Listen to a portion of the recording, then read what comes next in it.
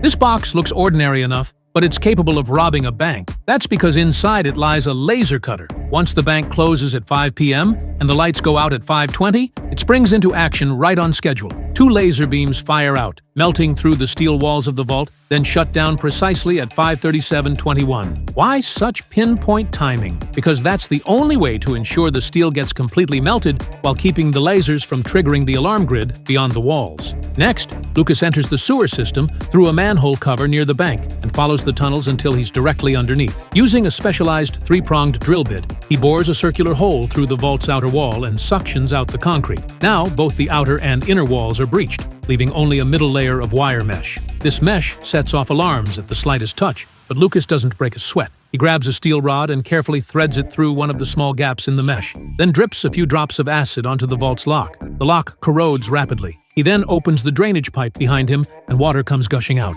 He quickly suits up in diving gear and waits for the water to reach the wire mesh. The alarm immediately blares. Security hears the commotion and rushes to check the monitors. Seeing the vault flooded, they assume it's a burst pipe and shut off the alarm. They then calmly report to the manager and call the fire department. To delay the manager's arrival, Lucas has sabotaged her usual route, forcing her to take a detour. Only the manager has the vault key. Everyone else is stuck waiting outside. When the rising water hits the electrical panel and causes a short circuit, the monitors go black. Time to move. Lucas dives into the vault, locates the minister's safety deposit box, easily pops it open, and successfully grabs jewelry worth over $100 million. But when he tries to leave, he discovers the place is surrounded by police. Turns out, the police chief had quickly figured out through investigation that the justice minister had dirty money stashed in the bank vault. When the vault incident happened at the same time, it couldn't be a coincidence. The only explanation was that Lucas had come to rob the vault, so he immediately deployed a large force to the bank and stationed 2 officers to watch the sewers. Lucas had calculated everything except how fast the police would respond. Fortunately, Mary was there to back him up. She took down the guards,